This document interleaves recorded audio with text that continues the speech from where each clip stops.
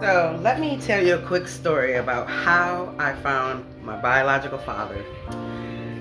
So I was told when I was 13 that I did not have the same father as my other siblings, which I already knew in the back of my head because I was darker. The only dark child that my mother had. I went through a lot.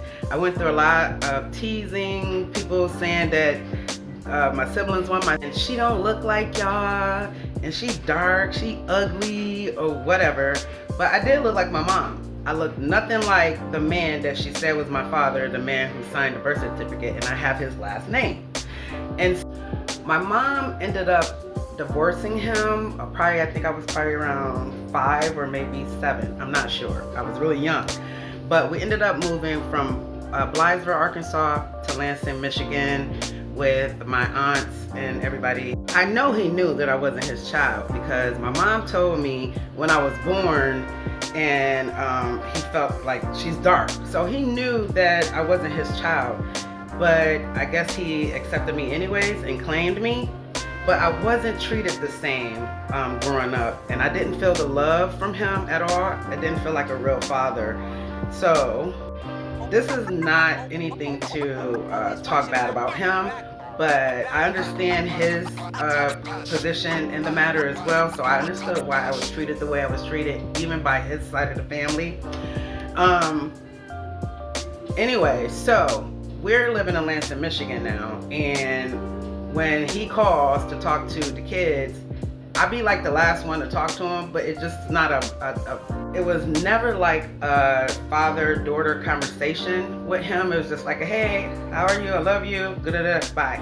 That was it. Like, so nothing against him or anything.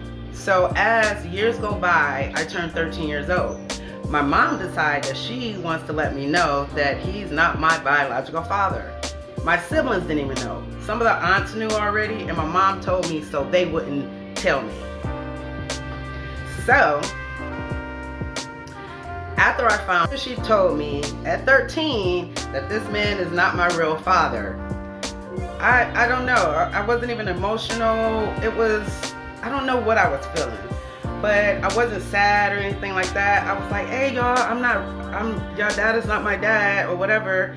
And I don't think they cared. They used to always say that I was a foster child anyway. So I don't really know. We really never really talked about that.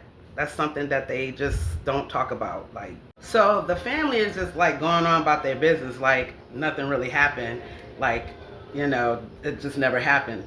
You know, that I found out that I'd have a different father. So anyways, fast forward to age 19. I was looking for him. I was calling a 1-800. I used a 1-800 search commercial to try to find him. They sent me a list of names where he could be, or you know, of his name, because I knew his name, and my mom told me about who he was and his background and where his family is from.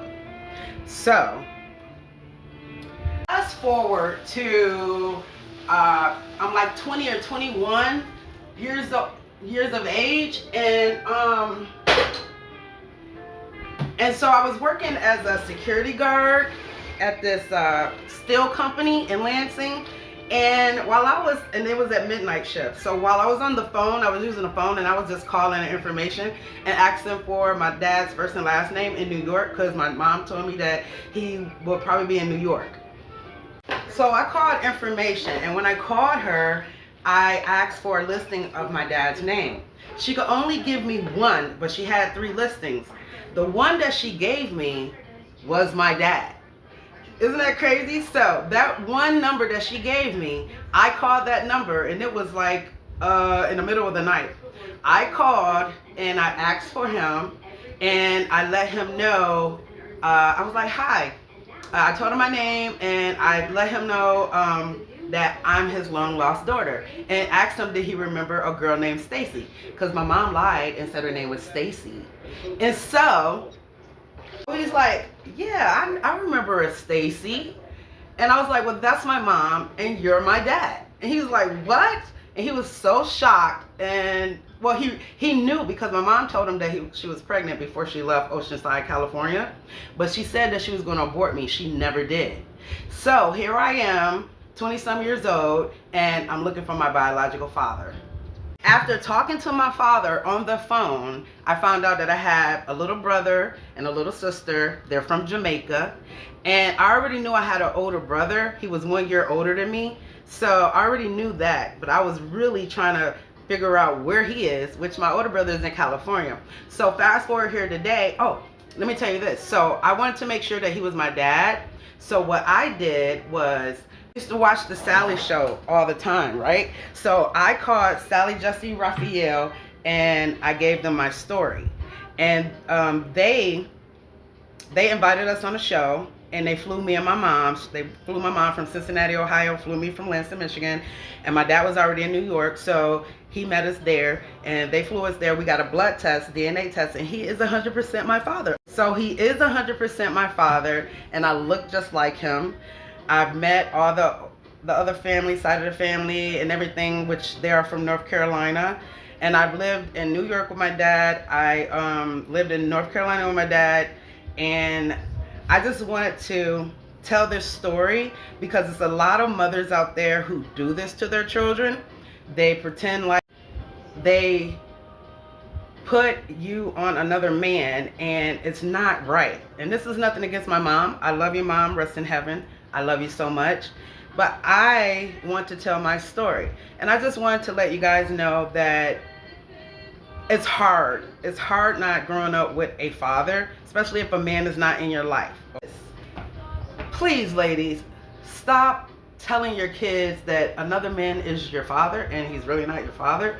It just does not work. It doesn't. Girl, what is? I'm calling you. What is you in here doing? I'm telling my story. Damn. Dang, you such a hater.